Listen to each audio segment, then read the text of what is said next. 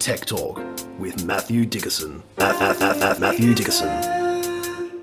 Tech Talk. Sit back and relax. It's time to talk technology. Hello, technology connoisseurs. I hope your palates are fully cleansed because we have some virtual taste sensations coming your way today. A whole charcuterie board full of tasty tech nibbles for us to gorge ourselves upon, carefully carried into the studio by none other than our technological culinary master, Mr. Matthew Dickerson. Welcome to the microphone, Matthew. Oh, thank you very much. Thank you very much. I had an interesting conversation this week. I discovered a new app, and I don't like to try and do app recommendations because there are so many sites and websites that do that. But I stumbled across one. Well, I lie. Someone I know very closely stumbled across one and told me about it, and I went, that's pretty cool. I'm going to look at that a bit more. And it's actually a bit of a combination of Tamagotchi, where if you remember the Tamagotchi toys, you had to keep feeding them, keep looking after them, making sure that they were kept alive. Yeah, a minor distraction that became a major distraction. Well, true. Yeah. And what this app, and there's a few of these apps I found after I discovered one, I found a few of them. What the idea of these apps is that they try and keep you focused, and the reward is that you get to keep something alive. Now, it's a virtual, so it's not real. Right. But, for example... Sorry, not you get to keep something alive, but something that was alive doesn't die because of your lack of And it's a virtual thing discipline. still. A virtual, keep it in mind, I'm not talking about real things here, I'm just about virtual. So, for example, I've got to finish a project, and I'm really focusing on that, and my phone keeps distracting me, and I've got no willpower. I can't keep away from that phone. I load this app up and I say, I'm going to work on this project for the next 30 minutes, say. And I do that, and if I cannot touch my phone and stay away from my phone for 30 minutes, my reward is my plant gets a bit of water and stays alive. There you go. If I go and I can't resist and I reach out for my phone that 30 minutes, my plant might die straight away, or maybe not get enough water, maybe not enough food. So depending on what stupid app you've actually downloaded to distract yourself with. Correct. Right, that's right. Okay. And then you've got a certain amount of time. Now, you set the parameters, of course. You Okay. say, I want 30 minutes of work time, and then I'm going to have a 5-minute break or a 2-minute break or whatever you want.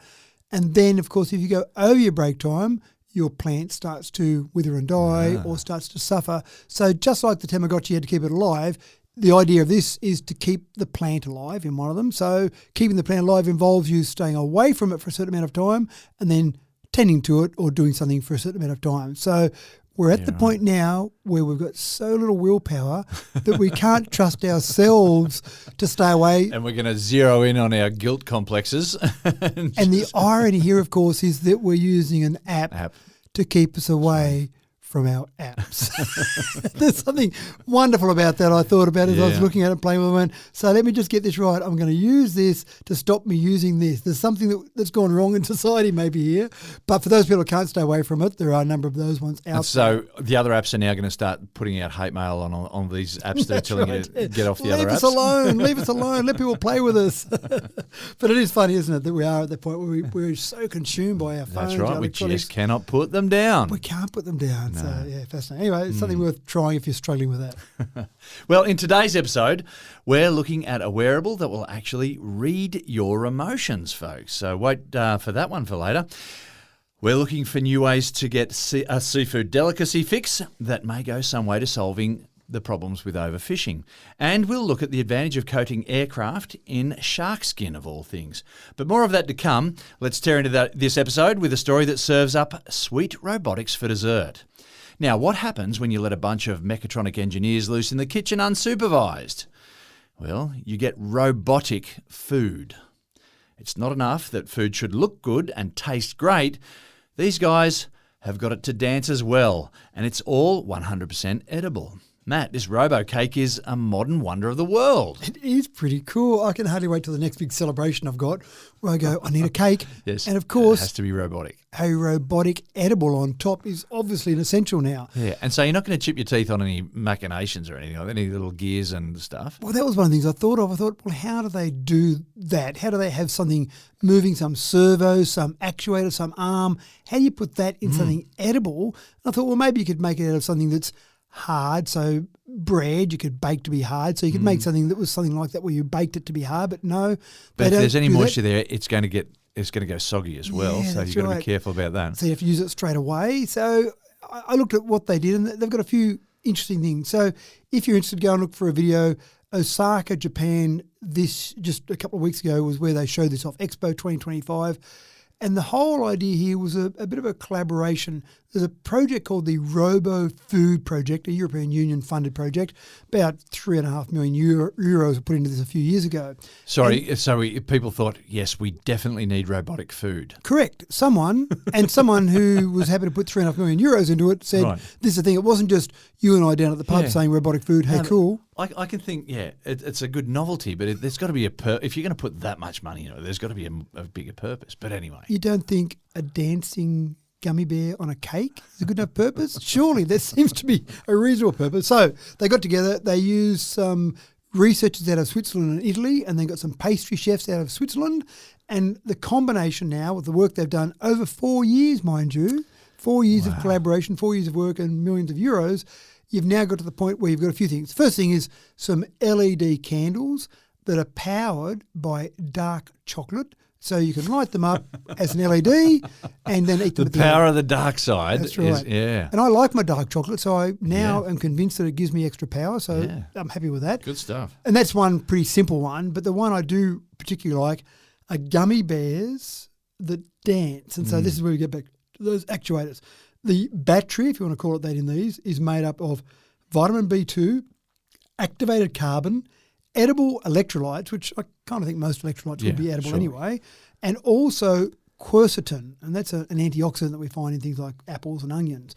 Mix those together and they generate some form of power, some form of energy, and then using a pneumatic system. So an internal pneumatic system is the way they make the gummy bear dance. Right, so they just pump air through it and that makes them stand up or sit down. So I thought of the car yard that you drive past where you see the big dancing thing. Yeah, and I kind of imagine a small version of that. There's obviously got a pump that's just blowing air into it and then it flaps around its arm. So I imagine that's a bit what it was like. So the gummy bear sits on top. It does its dancing. It's getting the power to inject air into it from the combination of those devices I just talked about. And then when you eat it, it's got a flavour that seemed, from the reports that I read, a flavour that seems like it's nice-ish at the beginning because you've got gummy bear. Gummy bears are typically made of some gelatin, some syrup, and maybe some colours in there as well. So that's nice. But then the part that drives it's got a bit of a tangy taste to it. So it'd be like having a chocolate with maybe a bit of ginger inside. My dad used to love ginger chocolates and I couldn't stand the ginger taste. So that's what I imagined when I thought about that. I thought chocolate with a tangy kick at the end and went, that's like those ginger chocolates. And perhaps just a hint of hydraulic fluid as well. Maybe, just to keep it all lubricated. So I'm with you. I went, that's pretty cool. Great for a celebration, but it's a lot of money to spend on just a bit of a novelty. Having said that, we spend a lot of money on novelty stuff in a whole range of areas, so maybe that's not so bad. But no, there'll be a market for this, for sure. There is. They're talking about a market in emergency nutrition. Maybe in emergency nutrition. So you've got for people who definitely need their cakes to dance. Well, you're being a bit extreme now, James. Life and death. If I don't get a dancing gummy bear. So imagine building a drone that could fly into a disaster area that you could eat. Oh. That's my idea. That's not their idea. I'm just. I want to think of emergency nutrition. I wasn't thinking of. I desperately need a gummy bear. What? The supermarket's closed. Yeah, right. So you make part of the transport. That's consumable. That might be completely impractical. That was the idea I had when I thought emergency nutrition. I didn't go where you went. But no, we're doing it now. So that's where we're putting the next $3 or $4 million. That's right. Something like that where you might get in there. Maybe different ways of delivering medicine. So again, if you're in an area where you can't get medicine in there for a whole range of reasons, it might be disaster. It might be areas where there's not good transport in. You could send something in that the mechanism to delivery was also the mechanism to give you the food or the medicine that you wanted. I'm clutching at straws. So. This sounds like Alice in Wonderland with the bottle that says, a little thing that says "eat me" or "drink me" or whatever. That's right. Yeah. Yeah. So this thing lands by your side in the disaster zone and says, "Eat me." One of the things I did read said that RoboCake merges indulgent culinary art with cutting edge technology. I think that's more where it is. It's indulgent culinary art is where it's probably at. So fascinating, interesting. I can hardly wait till you can buy them commercially because I'm going to get one on something. I don't care whether it's on the kids' birthdays, some celebration, whatever. What the heck, Christmas Day. I just think the concept sounds cool. And then show everyone how tough you are by picking up the dancing gummy bear and snapping its head off and eating it. That sounds pretty awesome to me.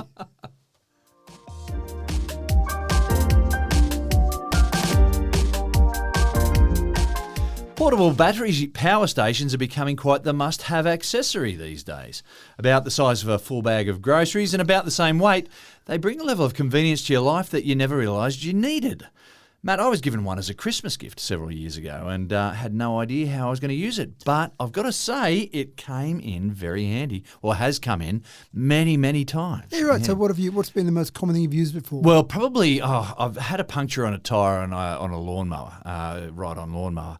And so rather than get the puncture fixed, I just keep pumping it up every time I need to use it, and then it lasts just long enough for a couple of days, and then I've got to pump it up again. Right. But that's been the best way, yeah. Good. Yeah. So we do know that people buy portable generators. So generators are becoming more and more common. They're getting a bit better. They're a bit quieter now. They can produce more power. They're nice, clean sine wave they produce.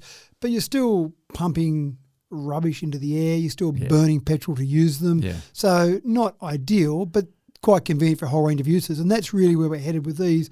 These are portable battery power stations. So they're big power stations like a Jenny, but they're able to power devices much larger. So often you think of a portable battery, you're thinking of something that might charge your phone up once or twice, and that's something you put in your pocket. But these are things that would be generator size. So I'm talking about ones that might be 16 kilograms, 20 kilograms, something that's a bit hefty, but small enough to still carry. I mean, I reckon ours is probably about 10 kilos. Yeah. And it really just comes down to the battery that's in them. Obviously, the bigger the battery, the more it's got. So I found one, for example, about $1,500. So you don't want to buy it just on a whim. You might have some practical use for it. But it's got 13 output ports. So it's got a couple of what I would call cigarette lighter adapters, but I think they're called car DC adapters now because it's not politically correct to say cigarette lighter adapter. Who smokes in a car anymore? So you've got a couple of those on there. You've also got USB-A, USB-C, and then 4 standard Aussie outlets, 4 standard Aussie AC outlets, and it can handle a maximum output of about 1,500 watts. So that means you could plug in some lights, a fridge, a microwave. You're going to stop at, say, a toaster or a heater because most toasters, kettles and heaters would probably be 2,000 watts, so they'd be drawing. So 1,500 watts is going to stop there, but you probably don't want to use this to plug in a heater because it probably isn't going to last that long. Well, we take it with us on long trips, and so on a 10-hour car trip, my son, who still likes to watch DVDs, can power his DVD player as we travel along those long trips. And so it's that sort of thing. So they're getting to the point now where people are buying them for a whole range of reasons. They might want to use it as a backup power supply. So you have a blackout, things in your fridge. Well, I want to keep them fresh, and how long? If the power's out, can I keep my milk for? Oh, it feels okay. Do you want to risk it? Probably not. But if you have one of these, just plug in. And so to give you an idea, a fridge might draw typically 200 watts. So you're going to get maybe 6 hours out of this. So that's covering most blackouts you get. More than 6 hours, you've probably got a really long blackout. But most blackouts are fairly short. So watching that really important footy game, cricket match, whatever, blackout, plug the TV into it, keep watching it. So various things around the house you might use it. Yes, I've just thought about what I can do now next time we've got a blackout. That's right. Quick, get that out so I can turn on the TV. I wasn't watching TV before, but I will now. So they're using for a whole range of different things, but also that portability, that flexibility in the car. Yeah. Go out on a camping trip and you want to be able to power some of those things that normally you just go and do without, or a generator. Let's go to this beautiful, quiet, peaceful area, then fire up the generator and you've got that running in the background. Unpowered shed down the back corner of the paddock. That sort of thing. Yep. Yeah. So I would love people that do market days to get onto this because sometimes you go to morning markets. I love going to morning markets. There's a whole range of different things there. And then, of course, you've got a bunch of Jennies running behind them, powering the various machines and lights and various activities that are going there. You think, it's not really the beautiful, quiet environment I was hoping for with all these generators running. So this is really the modern equivalent.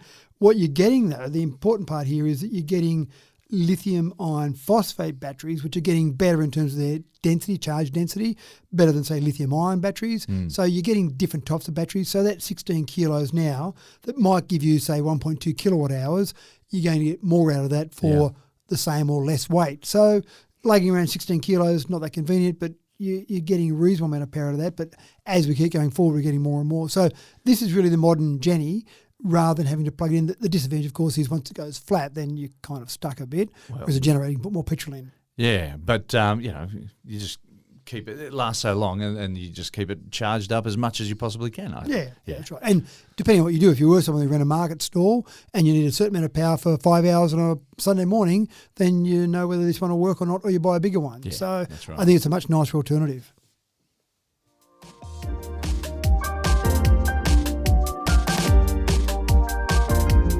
It was a logical step, I guess. AI is doing all the things that we used to have to put some thought into, like writing songs and solving problems, creating artwork and undertaking research. AI does it all now and at the click of a mouse button. But why wouldn't you get it to do your shopping for you too? ChatGPT is now into bargain hunting, Matt. There's a Yellow Pages ad back from the 80s, which I hope you remember. It was where the girl, a very young girl, probably 5 or 6 years of age, rings and the guy answers and Project Hardware, and this very young voice comes on the phone and he starts treating her like a very young girl, thinking, oh yeah, she wants to buy a drill for her daddy. And then she asks a question that's got a whole range of technical things. I want variable speed gears, I want hammer switch action. And he goes, oh yeah, the Boss CSB 700RE, 2RE will do that. So he's a bit confused by all this technical knowledge. And then she starts rattling off a few more things, and that's great, but I want one with a keyless chuck. And oh, okay. Then he starts pulling out the book to look through it all. You remember this ad very well. It had its impact on you. It did. I absolutely loved it because the punchline at the end of the ad, which is why I've remembered it some 40 or 30 years later, is that he says, so how long have you been researching drills? And she goes, oh, around 20 minutes.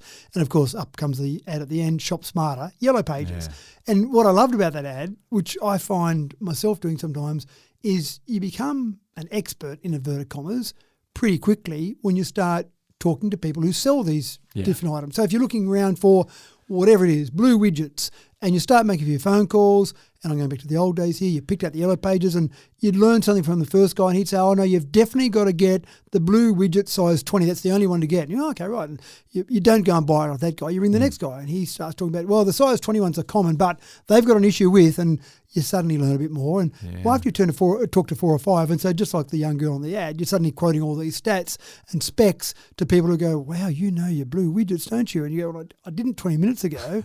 We've now got the internet. And I actually find it's a real issue with me because I've got a condition known as perfectionism. And I don't like to make a purchase until I'm convinced. Unless you've got the very best one. And not necessarily the very best, because sometimes that just means you pay a lot of money, but the very best suited for what I want. So it sometimes involves lots of websites, and I still make good old-fashioned phone calls because sometimes you just get a little tidbit from someone, a bit of information.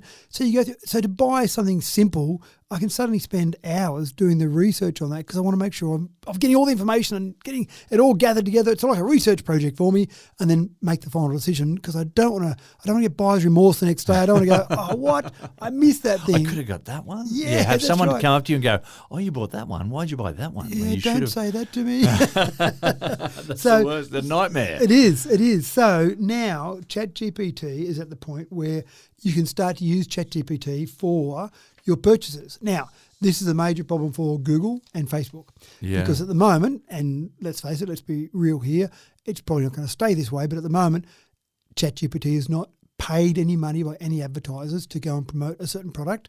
You can just use ChatGPT and ask for a whole range of information about a product. But Google last year generated about $240 billion from advertising revenue. Wow. Facebook, or Meta to be more accurate, generated $132 billion from their advertising. So they don't really love the idea of us going to something like ChatGPT for free and asking about information. But when you go to ChatGPT, you're not getting sponsored ads. That's the first thing. Fantastic. And they're saying at the moment, no, we're just getting to give you information. You say what you want, and the lovely thing about ChatGPT is it knows you. It remembers what you like. It knows that you like orange, not green. So when you're looking for things, it might recommend things that are orange, not green.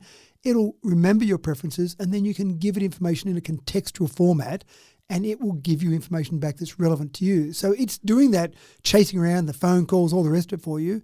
and then it comes back and says, here's what I would recommend. Here's your best options. Now, it can go and find sites for you where to buy it, so that's great, but at the moment, they're not collecting money along the way. I'm sure they will. I'm sure at some point in the time they'll go, when you click on this, we get some commission out of this because we've sent you to their site and then you're going to make a purchase. So that will happen, but at the moment... So then it's not an objective search. Correct, that's right. Subjective. So use it while it's pure at the moment. So, all right. And I do subscribe. Going home to use it right now. That's right. I do pay for chat. I pay my $20 a month or whatever it is for chat because I kind of like the idea that maybe you'll have to pay to use something like chat so that you can keep it pure. Because Google, I don't pay for Google, but I know they're making money out of advertising that gets thrown up in front of me. Yeah. And I almost feel like I want to go below where it says sponsored and give me the first real result, and I want to ignore those sponsored ads, but sometimes it's so easy just to click on the first one and have a look at that. So have a look at chat. It'll go through, give you the answers, give you information back about what you basically give it to it in terms of information, narrow down a shortlist for you, do all that research, that running around for you, but do it all quickly as well, and presumably do the pseudo phone calls by getting all that information off the web. So fascinating. Have a go. I've already tried using it a few times, and I'm pretty convinced it's good in terms of scouring the market, finding what you want and giving you back the details. Amazing. Yeah.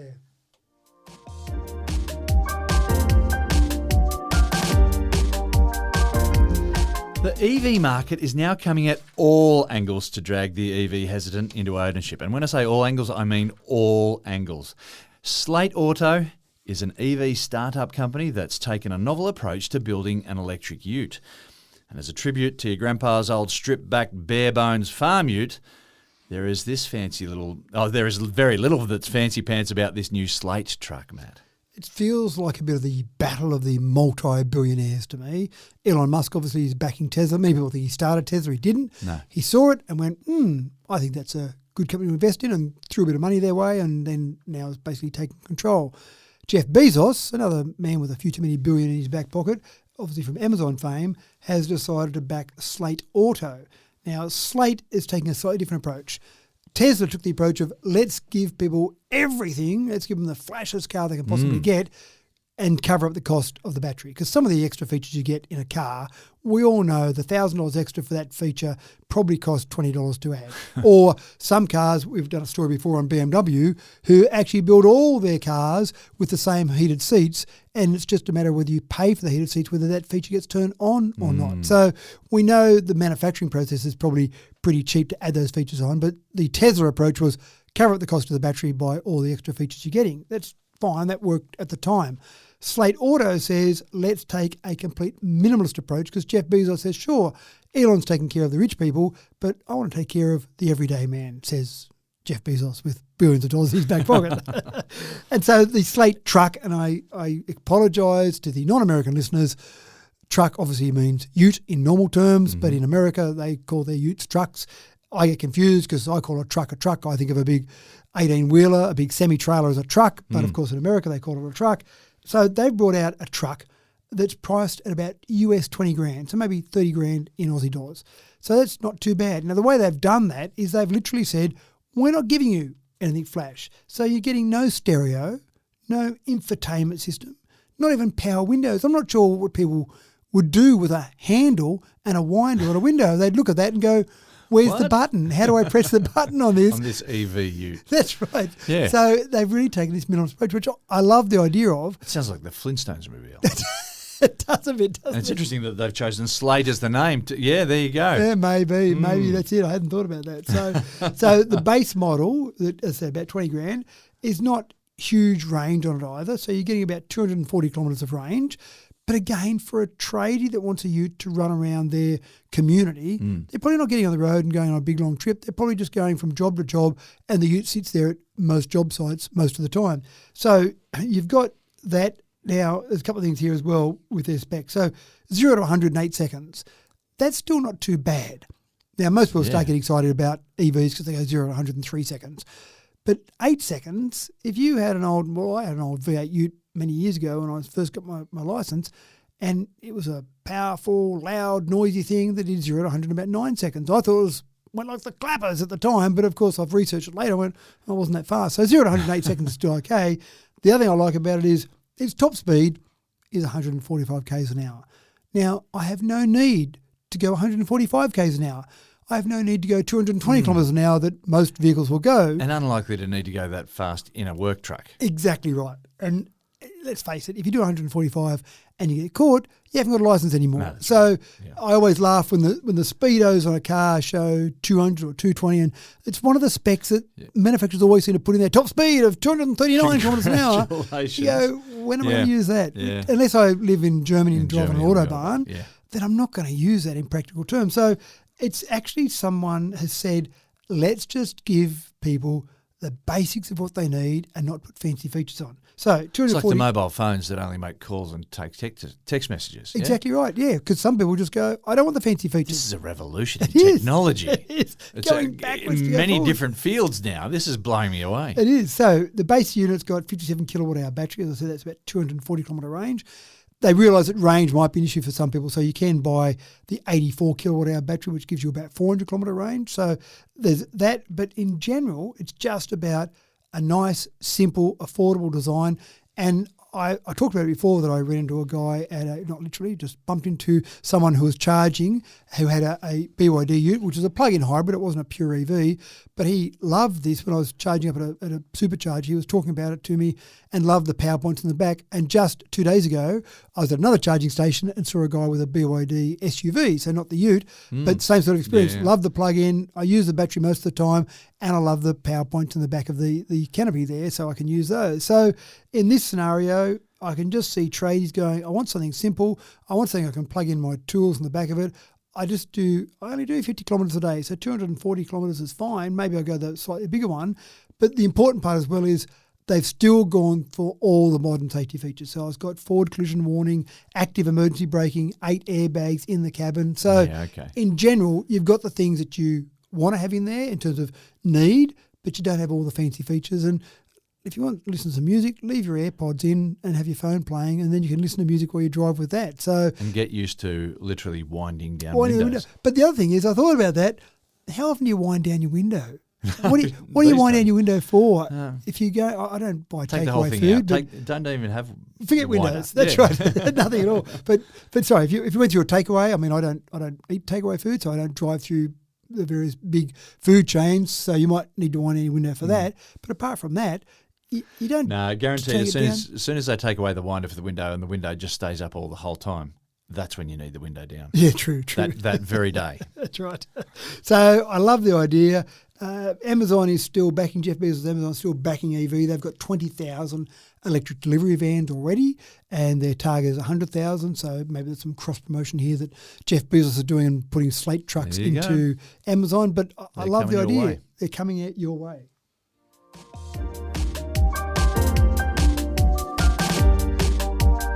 Now, feeding a global population that's swelling out of control is going to be an ongoing challenge for the foreseeable future. As a species, we will need to employ technology in inventive ways to produce foods that we love to eat, like 3D printing our food. Folks, we knew this was coming. Matt, I love a deep-fried calamari ring with tartare sauce, but are you going to tell me that I can have this fish and chip shop delicacy without enduring a single squid? It's interesting. I reckon by the time you put some batter on, drop your tartare as you mentioned, you could put a bit of cardboard in the middle. And you probably wouldn't know the difference. Probably just rubber band. Probably is. Sometimes they feel like that, don't they? So the National University of Singapore, back in 2023, produced some 3D printed vegan calamari rings. Fantastic. Great breakthrough at the time. But when they did their testing and had some blind testing for some participants, the people could pick it every single time because even though it was the same makeup, the texture wasn't quite right. Texture is a big part of food too. Exactly right. You chew on something, and even once you get past the batter and the tartare sauce, you realise that something inside just didn't have that stringy feel of calamari. So they've gone away and they've worked on this for the last 2 years.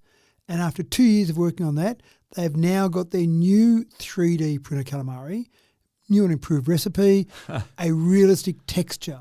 And they found that when they went and looked at the microscopic imaging of real calamari versus what they were producing, there were some small structural voids inside the real calamari. So they had to try and create that with the 3D printing. And they've done, well, near enough to that. So now people, when they're doing their blind taste testing, are going, tastes about the same. maybe I can pick it. So they've actually been getting to the stage where they're tricking most people, or not so much tricking, but they can't pick the difference between real calamari and this. Wow. It doesn't sound great when you look at the ingredients. Mung bean protein and powdered microalgae. Stop there. I don't know they should lead the marketing campaign with those two ingredients, but that's really what it's made up of. But whatever you can do to include the vegans in your party. Well, that's right. But I think your point's relevant. We've got to feed a bunch of people, and we might not be able to keep fishing or farming animals or basically producing wildlife or not so much wildlife, but animals, enough of those to be able to feed the population. So we're going to rely more and more on plants. If we can produce plants that still make us feel like we're eating something that's animal-based, but it's plant-derived, then that sounds pretty good. Yeah. These are a little bit better than calamari in terms of their content, so they've got about 5% more protein and a little bit less fat. But in general, if you can trick people to thinking they're eating calamari, then what's the difference? You telling me that squid have got fat on them? Oh, just a touch. Probably more in the batter, actually. Yeah, fair enough. So I think this is really happening, even though we have talked about 3D printed foods and lab-produced meats, for example. We've talked about a few of those different ones. It's getting there to the point where you can actually say, well, I want to eat something plant-based, but I want it to taste the same, and it will taste pretty much the same. 3D printing is quite incredible. Yeah, and that vegan needs something to eat at your party. That's right, exactly.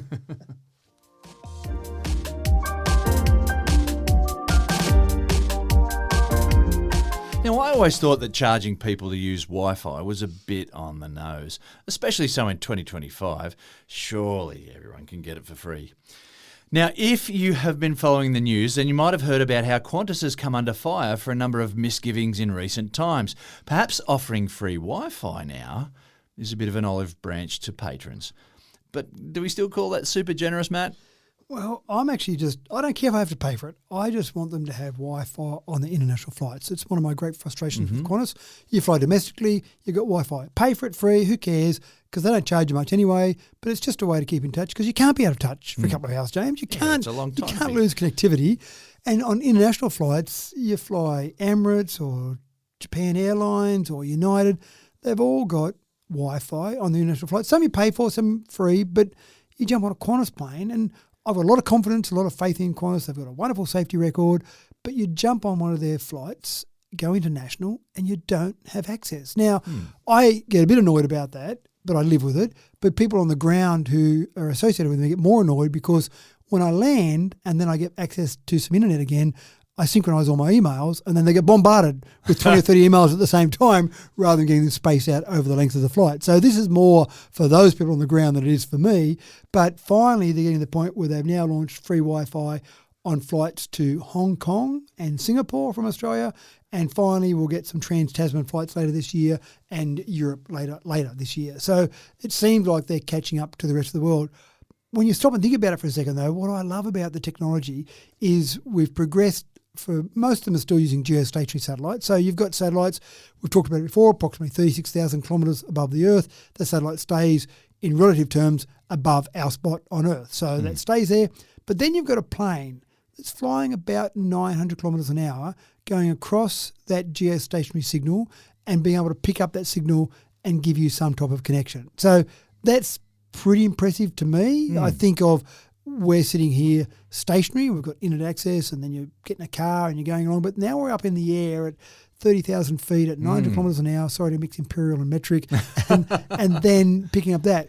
But some planes, we've talked about it a little bit before, some airlines now are going to some low Earth orbit rather than 36,000 kilometres because you get latency with that. So you start to get to low Earth orbit around 340 to 550 kilometres above the Earth. Those satellites are orbiting the Earth about once every hour and a half. Yeah, hour and a half, yeah. They're travelling relative to us at about 27,000 kilometres an hour. So now you've got something that's spinning around at that speed and a plane going along at 900 kilometres an hour, and somehow with our technology we're able to make those connect and give us speeds that are pretty impressive on a plane. Yeah. And I talked to a guy the other day who does some flying, some private plane flying, and they've put some Starlink connections in some of their private planes, and he said when he's on the plane flying along at 30,000 feet, his internet connection on the plane is actually better than his internet connection that he's got at his house. So quite incredible. So it's there. We know how to do it. And Qantas is finally saying, you know what? We should join this bandwagon. And I'll be thankful. And I guarantee they will get more international passengers out of this, because I think some people would make the choice, because I know I've done it, where I've chosen everything else being equal. I go, I'm going to choose that carrier over that carrier because I know they've got Wi-Fi on their planes and this one hasn't. Yeah, so I'm sure there'll be some people who choose that, and good luck to them. And it should be there for everyone. What's going on with the world if we can't connect? That's right. Yeah, everyone needs Wi-Fi all the time.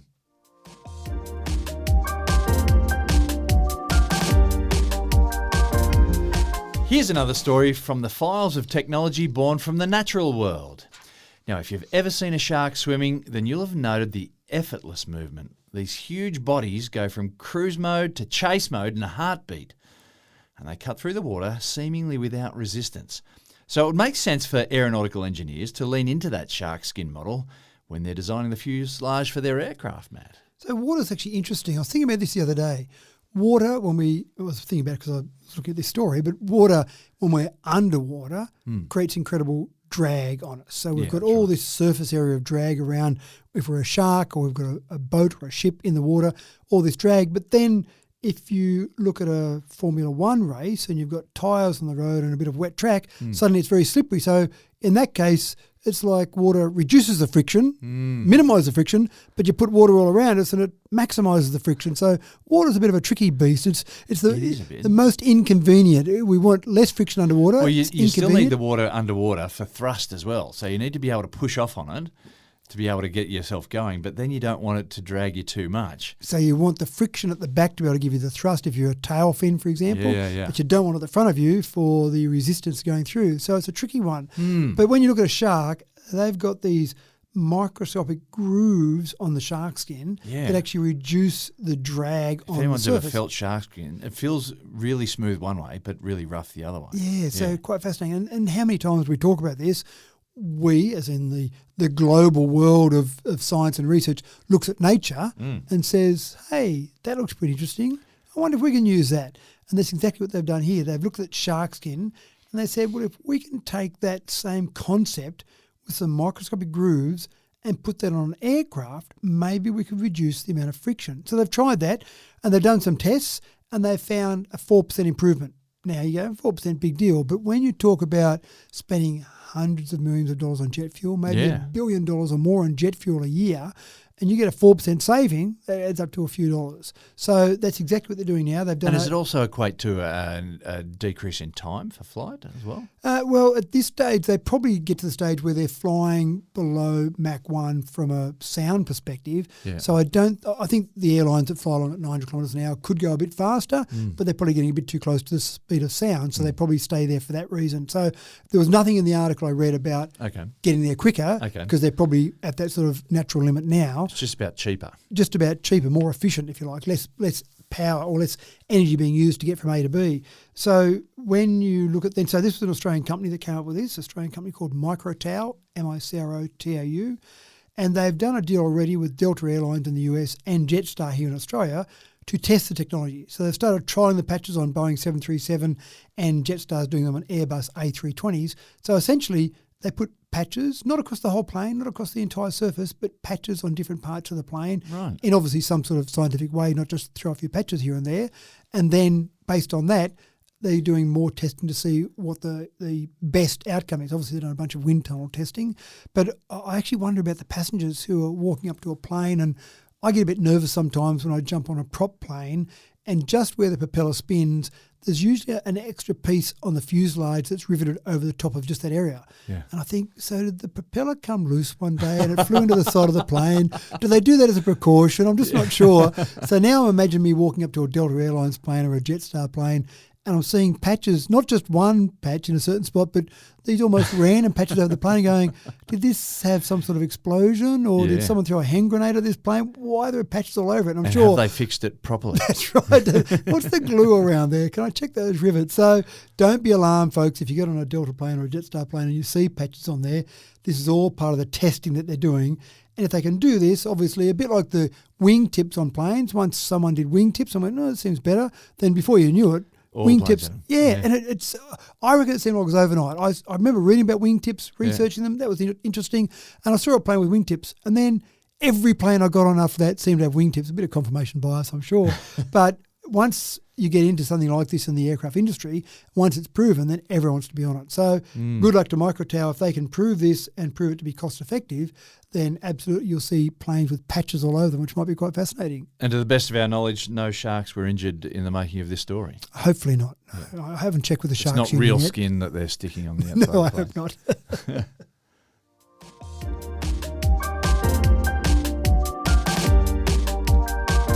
Well, here's a zesty solution to a modern problem. Now, with the kibosh put on nuclear power for the foreseeable future here in Australia, the market for alternative energy sources remains well and truly open. Open for opportunities like Pomelo power. Firstly, Matt, what is a Pomelo? And secondly, how can I get it to feed me rich, juicy electricity? Well, you can feed lots of rich, juicy things. Pomelo is basically a big mother citrus. Right. I think they're large. I think they're 1 or 2 kilos. It would have been as easy as just Googling it, but I thought I'd just ask you. Yeah, thank you. Yeah. So lucky I Googled it beforehand. So like a big orange. A big mother orange, not just a big orange, a big mother orange. That's right. Okay, yeah. right.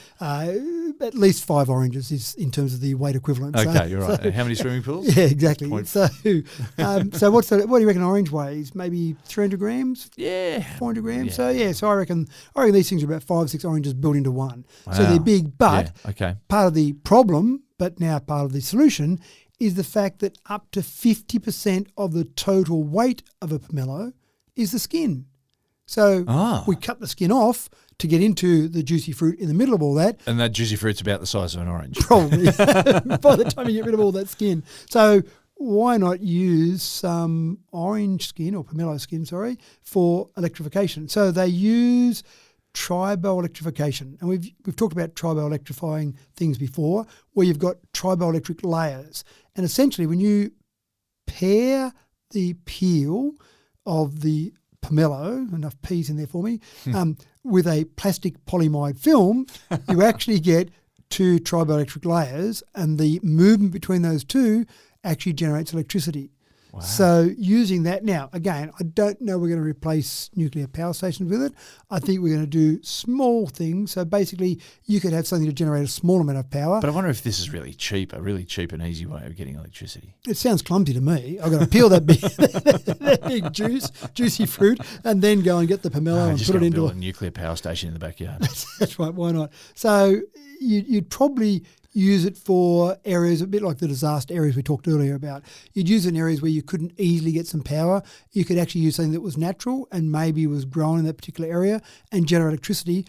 I'm not sure if they've really worked out exactly how they're going to use it yet, but the great part about it is we're working at different ways to generate electricity in a whole range of different levels. So whether it be nuclear size level or small level, there are different ways to generate electricity. It's not just burn coal, that's it, end of story. There are ways we can generate electricity, and this is just another one of those ways. Now, this is the first bit of testing they've done so far. This is the University of Illinois has been doing this testing, but is it going to change? Is it going to be other ways? Are we going to work out how we can produce electricity en masse? Because there are 8 million tonnes annually of pomelo produced around the world. So you've got a fair bit of skin there if you can work out a way to produce this en masse. And this just might encourage more to be produced. You might get people jumping on the pomelo bandwagon. And it could be other things as well. So, for example, there are some other biodegradable triboelectric materials, for example, lotus leaves, silk. So it's not just the pomelo that you can actually use. So you might come up with other things as well. So you might get the stage where you're producing it en masse, but at this stage it's just,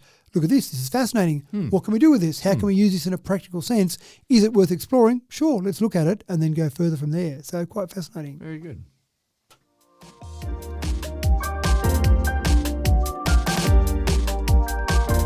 So for my son with autism, the characters in Thomas the Tank Engine stories, they served a crucial role in teaching what emotions looked like. The stories elaborate explicitly on who was feeling what, and it's all clearly spelled out on their animated faces. Whereas we all know that the human experience is much, much more subtle. The question is, what exactly are emotions in a quantifiable sense?